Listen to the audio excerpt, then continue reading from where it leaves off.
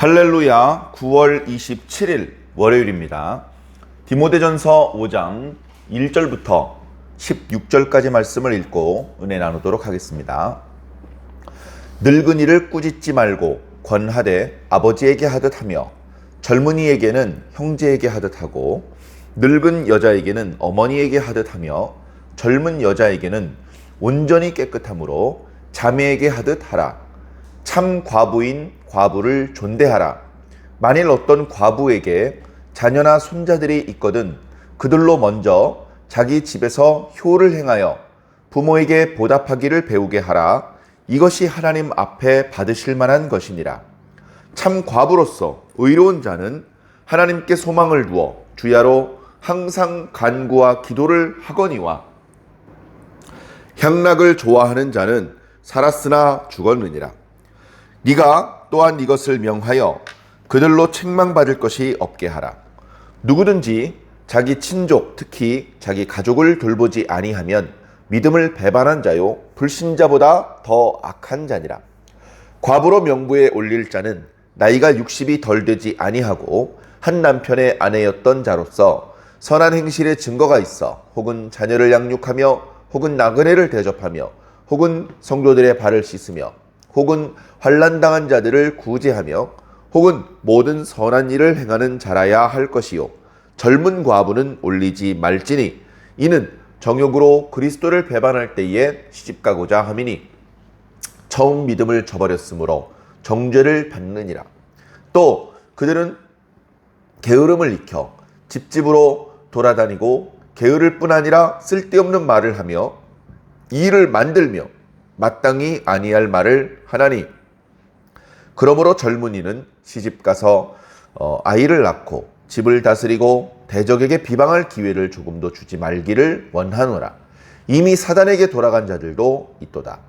만일 믿는 여자에게 과부 친척이 있거든 자기가 도와주고 교회가 짐지지 않게 하라. 이는 참 과부를 도와주게 하려 함이라. 아멘. 예.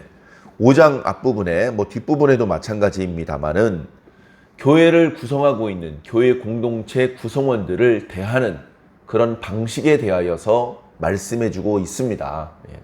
교회에서 교회를 섬기고 성도들을 섬긴다면서 그들을 만나고 그들을 대하지 않을 수 없죠. 그래서 그들을 만납니다. 얼굴도 보고 인사도 하고 대화도 나누죠.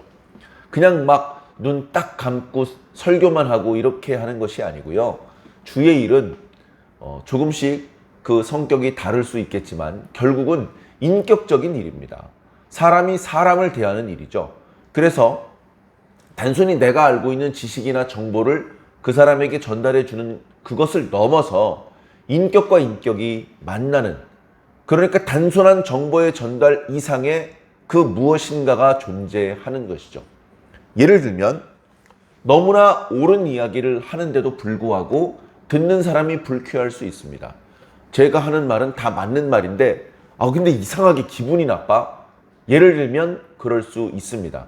그런 식으로 올바른 말, 바른 정보를 전달해 주고는 있지만 듣는 사람이 불쾌하다면 그것은 뭔가 인격적으로 문제가 있는 것이죠. 뭔가 좀 바로잡을 필요가 있는 것입니다.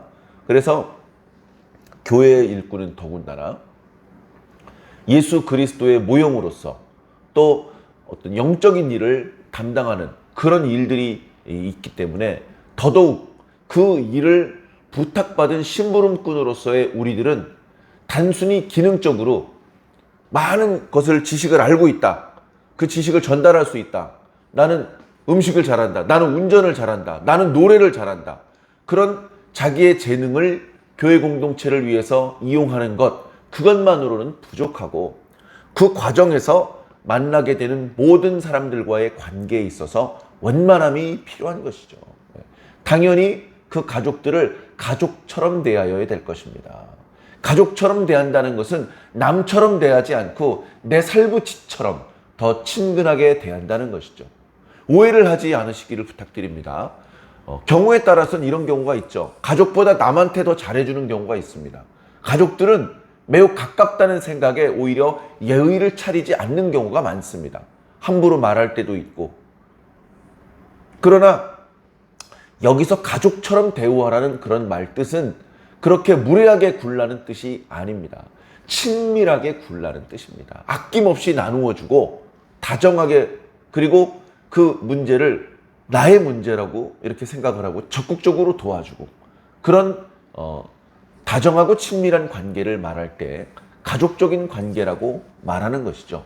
그래서 1차적으로는 내가 있고, 내가 결혼을 했고 자녀를 낳고, 그렇게 해서 이제 우리가 가족을 구성해 나가기 시작하지 않습니까? 단순히 나 혼자였다가 결혼을 해서 배우자가 생기고, 그 다음에 자녀가 출생을 해서 이제 가족 구성원이 좀 많아지고, 그렇게 한다고 해서 저절로 가족이 건설되는 것이 아니고, 그 가족은 사랑으로 건설되어야 됩니다. 사랑으로, 믿음으로 건설되어야 됩니다. 그래서 내가 먼저 믿음으로 반듯하게 서고, 또 믿음으로 반듯하게 선 사람을 배우자로 만나고, 또 자녀가 태어나면 그 자녀에게 믿음의 본을 보이고, 그 자녀도 믿음 안에서 바르게 성장할 수 있도록 돕고 가르치고 양육하고, 그런 일을 통해서 나는 나대로 계속해서 더 좋은 신앙인으로 성장하고, 아내도 그렇고 우리 자녀도. 그래서 가족 구성원 전체가 믿음의 가족 구성원으로서 성장해 가는 것이죠. 그것이 조금 확장된 모양이 교회입니다. 교회 안에 내 가족도 있고 남도 있습니다. 남이라는 표현은 이제 가족관계 증명서에 함께 이름을 올리지는 않았다는 거죠.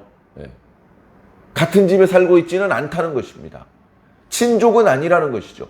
그러나 신앙 안에서, 예수님 안에서 뭐 흔히 하는 말로 피보다 진한 성령으로 가족이 되었습니다. 교회 공동체를 구성하는, 함께 그 교회 공동체를 구성하고 예수 그리스도의 몸을 구성하는 구성원이 되었습니다. 그런 의미에서 우리가 혈연으로 맺어진 것은 아니지만 확장된 가족이 된 것입니다. 그래서 오늘 말씀 1절에 늙은 이에게, 여기서 늙은 이는 두 가지 의미가 있죠. 그냥 단순히 나이가 많으신 분을 의미하기도 하고요. 또 한 가지는 3장에서 말씀하고 있던 감독 또는 장로를 뜻할 때 쓰는 그런 의미로서의 늙은이. 교회 장로님이 있습니다. 그가 경험이 많고 나이가 많지만 그도 사람이니까 실수할 수 있습니다. 실수 한번 했다고 막 꾸짖고 야단치는 것은 아름답지 못하죠. 그렇게 하지 말고 다정하게 자기 아버지 이야기 하들 하라. 그렇게 이제 말씀하고 있는 것이죠. 젊은이가 있습니다. 그는 어떻게 해야 돼? 자기 형제를 대하듯 해야 됩니다. 그 다음에 나이가 많은 여자분들이 교회에 또 있습니다. 그럼 어떻게 해야 됩니까? 자기 어머니를 대해야 돼요. 자기 어머니를 대해야 돼요. 친하니까 함부로 대하라는 뜻이 아니고 다정하고 친밀하게 그분의 문제를 내 어머니의 문제라고 생각하고 적극적으로 도와주는 그런 마음을 먹을 수 있는 그런 눈빛, 그런 마음가짐으로 대하라는 것입니다. 그리고 젊은 여자를 대할 때는요, 온전히 깨끗함으로 라는 단어가, 이런 부사구가 삽입이 되어 있어요. 그래서 그냥 자매를 대하듯 하는 말로는 부족한 것이죠. 왜냐하면 젊은 남자, 젊은 여자, 나는 이미 결혼을 했고 저분도 이미 약속된 사람이 있고 그렇다 하더라도 어떤 그 격식과 예의를 차리지 않고 스스로 조심하지 않으면 엉뚱한 생각을 할 수 있기 때문에 그렇습니다. 사람은 늘 실수할 수 있고 범죄할 수 있습니다. 세상에 아름다운 여자 많습니다. 그 여자를 빤히 쳐다보면 사랑에 빠집니다. 그 사랑이 진실된 사랑인지는 모르겠지만 어쨌든 마음이 끌린다는 것이죠. 그러면 힘들어지는 겁니다. 여러 가지 불행이 시작되는 것이죠. 그러면 어떻게 해야 됩니까? 제가 아는 어떤 연예인은 키가 크고 잘생겨가지고 아주 젊었을 때 결혼까지 했습니다. 그런데 그렇게 키 크고 잘생기면 주변에 여자들도 이렇게 많이 이렇게 많을 텐데 어떻게 그런 것들을 이렇게 주의를 하고 아무 문제 없이 자녀를 잘 교육시키고 그렇게 가정을 이렇게 하셨습니까? 그 예쁜 여자가 있으면 일부러 고개를 돌려서 안 쳐다본다는 겁니다. 예쁜 여자가 있으면 일부러 고개를 돌려서 안 쳐다본다. 자꾸 보면 자기도 사람이기 때문에 엉뚱한 생각이 들 수 있다는 것이죠. 안 쳐다봐야 되는 것입니다. 쉽지 않은 거죠. 우리들의 오감을 자극하는 유혹들이 많이 있습니다. 특히 남자들에게 여러 가지로 시선을 사로잡는 그런 유혹거리들이 있습니다. 그걸 계속 쳐다보면 숨어져 있던, 잠재되어 있던 죄의 본능이 자꾸 올라오는 것이죠. 그 죄의 본성을 키우면 무슨 좋은 일이 있겠습니까? 오히려 고개를 돌리고 절제하고 그리고 하나님을 바라보도록 노력을 해야죠. 우리들의 마음, 우리들의 몸의 눈은 하나님을 보는데 집중을 해야 될 것입니다. 자, 그러나 그렇게 조심을 해야 된다고 너무 거리를 두고 다른 사람과 티나게 이렇게 무관심하고 소외시키고 그러면 또 안 되겠죠. 그래서 일절 깨끗함으로 스스로 자꾸 조심을 시키면서 주의를 스스로에게 주면서 그렇게 교회 공동체를 구성하고 있는 모든 가족들, 나이가 많은 남자분, 나이가 많은 여자분, 젊은 남자분, 젊은 여자분 모두에게 골고루 사랑을 베풀어 주고 예수님의 그런 어떤 은혜를 끼쳐 주고 좋고 그런 원만한 관계를 잘 유지해야 되는 것이죠. 자, 그러면서 3절 이하의 말씀은 특별하게 과부에 대한 말씀을 주고 있습니다. 오늘날은 굳이 교회에서 과부다. 이 사람은 과부다. 이 사람은 우리 교회에 있는 과부 명부에 이름을 올린 과부다. 이 사람은 스스로 경제적인 능력이 없기 때문에 우리 교회에서 생활비를 지원해주고 있는 과부다. 이렇게 공공연히 이렇게 무슨 과부의 명부가 있거나 경제적으로 지원해주거나 하지는 않습니다. 그런데 초대교회 때는 이 과부를 이렇게 존대해주고 교회에서 충분하지는 않겠지만 그 생활을 보조해주고 그리고 거의 교회의 구성원의 일꾼인 것처럼, 예를 들면 장로나 목회자인 것처럼 이 과부를 존대하면서 교회의 어떤 중요한 역할을 담당하는 사람으로 그렇게 대접을 해 주었던 것 같습니다. 자, 왜 그렇게 했을까? 단순히 결혼을 했다가 나이가 많아서 남편을 잃었기 때문에, 그리고 자신을 복양해 줄 자녀나 좀 상황이 친족도 잘 없고 그렇기 때문에 교회에서 불쌍하니까 생활비를 대주는 그런 개념을 넘어서 이 과부는 그저 남편이 없고 홀로 지내는 여자라는 뜻을 넘어서 영적으로 아주 중요한 일을 하고 있는 그런 사람이기 때문에 교회에서는 그의 존재를 중요하게 생각하고 그의 이름을 명부에 올리고 그를 봉양하고 그와 함께 기도하는 그런 모습을 보여주고 있습니다. 한번 살펴보겠습니다. 살펴보면서 말씀을 통해서 초대교회 때 그리고 디모데 전서에서 말하고 있는 과부가 무엇인지 이해하면 유익될 줄로 믿습니다. 참 과부인 과부를 존대하라. 그러니까 참 과부가 아닌 과부도 있습니다. 그런 경우도 있기 때문에 분별할 필요가 있습니다. 그런데 진짜 과부, 그러니까 진짜 결혼해서 남편이 죽은 여자를 뜻하는 게 아니고 교회에서 존대해 줄 만한 과부.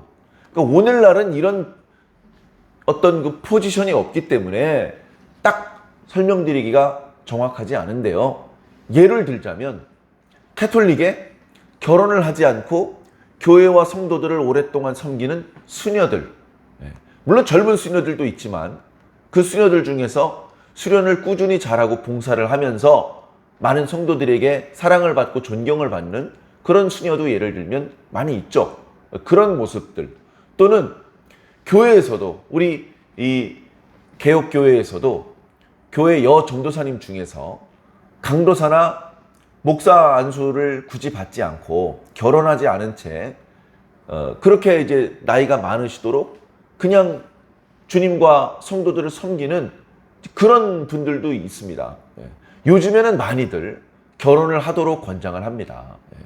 그 홀몸으로 성도들과 교회를 섬기는 것이 쉬운 일이 아니라는 것을 다 알기 때문에 특별히 본인의 어떤 굳은 결의가 있는 그런 경우가 아니라면 요즘에는 전도사든 또는 여자 강도사 목사든 결혼을 하면서 가정을 이루면서 그러면서 교회에서도 일꾼으로 그렇게 일하기를 권하고 있는데, 과거에는 결혼하지 않은 전도사님들이 많았습니다. 어린 마음에 얼른 이해가 잘 안 되었지만 그들이 그렇게 한 것은 결혼할 기회가 없어서 그런 것이 아니고요. 하나님께 대한 뜨거운 믿음 때문에 하나님께 올인하기 위해서 그런 결단을 내렸던 것입니다. 그런 모습들이 어떻게 보면 참 과부의 모습일 수도 있겠죠. 그런데 여기서 참가하는 분은 아무래도 의도적으로 처음부터 결혼하지 않은 경우이기보다는 결혼을 했다가 이제 홀몸이 된 이제 그런 경우를 말씀하는 것 같습니다.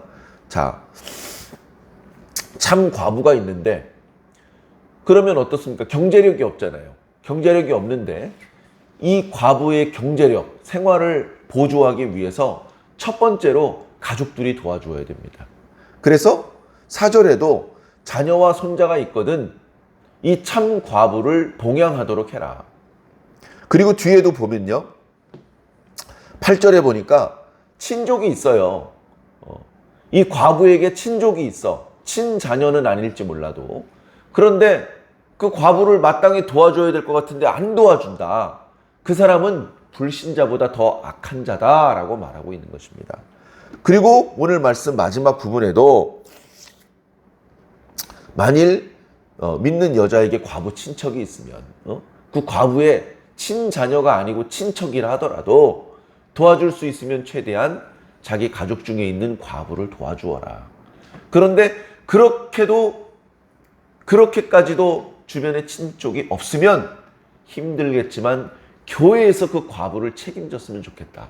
이것이 사도 바울이 디모데를 통해서 당부한 말씀입니다.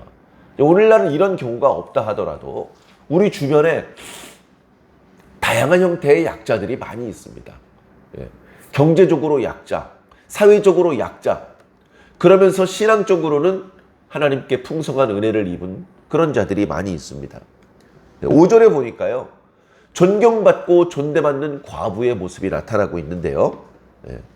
참 과부로서 외로운 자라는 것은 이제 홀몸이 된 자는 하나님께 소망을 두어 주야로 항상 간구와 기도를 하는 자다. 하나님께 소망을 두어요. 경제적으로 경제 활동을 하지 않습니다. 나이도 많고. 그런데 하나님께 기도를 밤낮으로 하는 것은 어쩌면 교회의 감독보다 더 열심히 기도를 한다는 겁니다. 나이 많은 권사님들 중에서 이런 기도의 은사가 있는 권사님들이 있죠. 그런 모습으로 하나님과 성도들을 섬기는 것이죠. 참 대단한 것입니다. 보통 일이 아닙니다. 성경을 보면 예수님 당시 때 예수님께서 태어난 지 얼마 안 되어서 성전에 가서 이렇게 결례를 행할 때 그때 예수님을 끌어안고 메시아의 나심을 알아본 여자분이 있었습니다. 이름이 안나라고 하죠.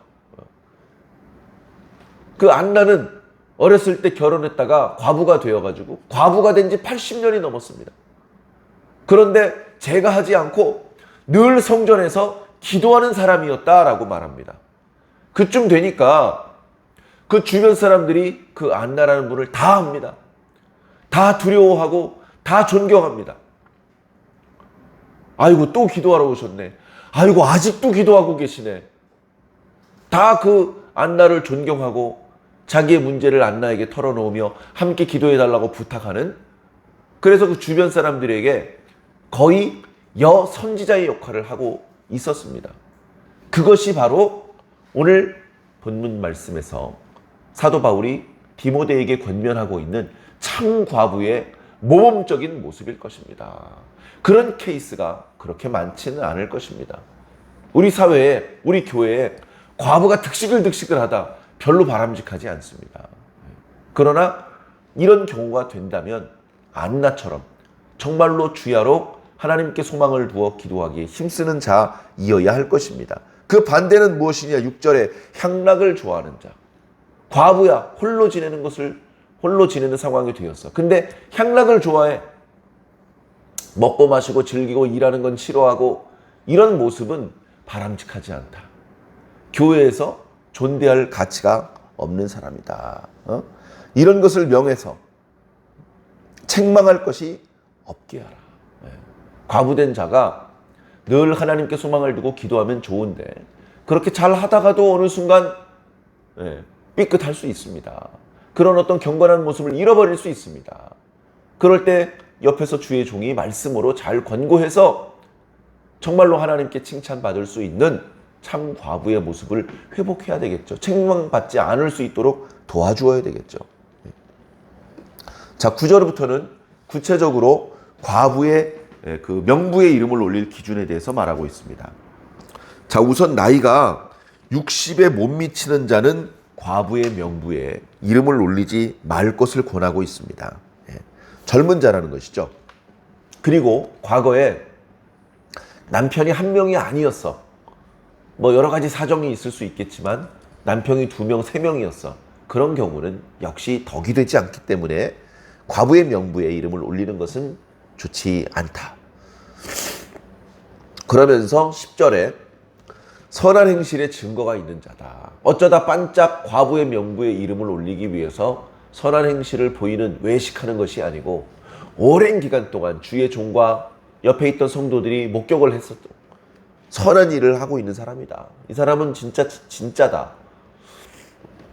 그래서 그 선한 행실에 얘가 자녀를 양육하며 나그네를 대접하며 성도들의 발을 씻으며 환난 당한 자들을 구제하는 등 여러 가지 형태의 선한 일을 지속적으로 하는 사람, 이런 사람을 바로 과부의 명부에 올리며 교회에서는 존대하고 필요하다면 그를 봉양해 주어야 한다. 11절에 보니까요, 젊은 과부는 절대 올리지 마라. 이미 앞부분에 60이 못 미친 자는 올리지 말라고 하셨는데요. 경우에 따라서 젊은 나이에 과부가 되는 경우도 있습니다. 그렇게 되고 싶어서 되는 것은 아니겠죠. 그러나 되고 나면 나이 많아 과부가 된 것보다 어떻게 보면 더 불쌍하고 안타깝습니다. 막막하기도 할 것이고. 그런 경우에 과부의 이름을 올려주어서 너도 이렇게 다른 과부처럼 기도하면서 선행을 도모하면서 그렇게 사십시오. 그렇게 할 수는 없다. 가능하면 젊은 과부 중에서 진짜 가능하다면 다시 결혼해서 아이를 낳고 가정을 잘 다스리는 것이 더 좋다. 그러나 조금 전에 말씀드렸던 안나 같은 사람은 아주 젊은 나이에 과부가 되었고 그때부터 꾸준히 기도하는 생활을 했었습니다. 그렇게 젊은 과부였는데 과부의 명부에 이름을 올리진 않았지만 스스로 결심하고 오직 교회와 성도들만을 섬기겠다고 하면서 여러 가지로 돌아다니면서 허튼 소리를 퍼뜨리고 다니고 일만 만들고 다니고 그렇게 하지 않고 정말 선한 모습으로 교회와 성도들을 지속적으로 섬기는 모습을 보이다가 60세가 되면 정말로 존경받는 그런 과부로서 명부의 이름을 올릴 수 있는 것이죠. 요즘에는 교회에서 권사를 취임할 때도 제법 젊은 나이에 권사로 취임되는 경우가 덜어 있습니다. 과거에는 50대에 권사가 되는 경우도 흔하지 않았는데 최근에는 40대에 권사가 되는 경우도 덜어 있고 아주 흔하지 않게는 30대 후반에 권사가 되는 경우도 있다고 합니다. 제 개인적인 생각으로는 바람직한 것은 아닌 것 같습니다. 권사의 직분을 줄 정도라면 그 집사님은 굳이 권사의 직분을 받지 않더라도 조금도 아쉬워하지 않고 충성스럽게 교회와 성도들을 섬겨 나갈 사람들입니다. 그렇게 지속적으로 30대와 40대를 잘 보낸다면 50대 중후반쯤에 그때 권사의 직분을 주더라도 본인도 서운할 것이 없을 것이며 여러 성도들에게도 귀감이 될 것입니다. 어느 교회에서는요, 교회에서 이제 권사 취임식이 있다고 합니다. 그 교회를 오랫동안 섬겼던 집사님 중에서 몇몇 분들을 그때 교회의 권사로 이렇게 취임을 한다고 합니다. 그런데 그 권사에 취임되는 분이 자기 어머니도 아니고 자기 친척도 아닌데 그 집사님이 권사가 되는 걸 온 교회가 너무 좋아요. 그 집사님 진작에 권사님이 되셨어야 될 분인데 그분은 이미 권사님처럼 말하고 생각하고 행동하고 기도하는 분인데 이번에 진짜 권사가 돼서 내가 다 기분이 좋아 하면서 자기하고 어떤 친척이 아닌데도 불구하고 그렇게 기뻐하고 그 집사님이 권사가 된 것을 환영하고 박수를 쳐주는 바로 그런 모습. 그런 모습이 바로 오늘 우리들에게 있어야 될 모습이죠. 저는 개인적으로 남자고 이렇게 뭐 권사나 오늘 본문에 나타나고 있는 참 과부 이런 입장이 될 가능성은 별로 없죠. 그러나 영적으로 신앙적으로는 이런 모습이 돼야 됩니다. 우리 교회 그 전도사님 이번에 목사 안수 받으시는데 정말 기뻐. 정말 목사가 좋은 목사감이었어 그분은. 이렇게 주변에 있는 성도들에게 교회 일꾼들에게 인정을 받을 수 있는 그런 목회자, 그런 장로, 그런 권사가 된 상태에서 그 직분을 받아야 되는 것이죠. 그래서 젊은 권사, 뭔가 이렇게 그 권사로서 오늘 말씀의 표현으로는 과부로서 그 떠오르는 이미지 그리고 그가 감당하고 있는 어떤 영적인 역할 그런 것들을 감당하지 못하고 여러 가지 유혹에 휩쓸려서 오히려 책망을 받게 되고 대적에게 비방의 기회를 주게 되는 그런 경우에는 굳이 교회 명부의 이름을 올려줄 필요가 없지 않느냐. 잘 지혜롭게 그렇게 해야 되겠죠. 자, 장보의 이름을 올리고 안 올리고 중요한 것이 아닙니다. 이 60세가 만 나인지 그냥 나인지 그게 중요한 게 아니죠. 중요한 것은 내가 하나님의 참된 일꾼이냐 이겁니다. 교회에서 주는 임명장 거기에 마음을 쓸 필요가 없습니다. 교회에서 공인된 임명장 또는 어떤 뭐 권사나 안수집사의 직분이 수여되는 거기에 너무 무게중심을 두지 말고 그와 무관하게 이건 나하고 하나님과의 관계야. 내가 하나님께 은혜를 입었는데 내가 교회에 빈손으로 왔다 갔다 할 수만은 없지. 내가 도리를 다해야지. 그런 마음으로 최선을 다해서 교회와 성도들을 섬기다 보면 교회에서 직분도 주어지고 임명장도 주어지고 저절로 주의 종들과 성도들의 칭찬이 따라올 것입니다. 그리고 그 칭찬은 그저 사람의 칭찬이 아니라 바로 주님의 칭찬인 것입니다. 사랑하는 성도 여러분, 선행을 지속하는 것은 쉽지 않습니다. 그러나 힘을 내셔서 주님으로부터 계속해서 힘을 공급받으셔서 계속해서 선한 일을 도모하시기를 바랍니다.